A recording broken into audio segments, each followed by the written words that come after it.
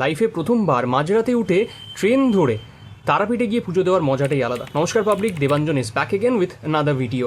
পৌঁছে গেছিলাম হাওড়া স্টেশনে, তখন রাত 11:30 বাজে, এবং এরকম খাওয়া দাওয়া করার পর আমি আমার মামা পৌঁছে গেলাম স্টেশনের ভিতরে।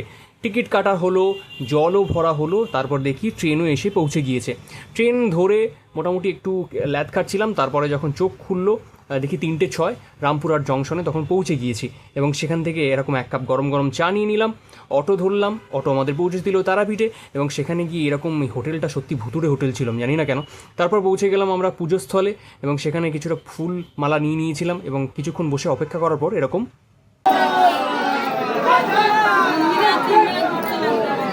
জয়ধ্বনি উঠলো।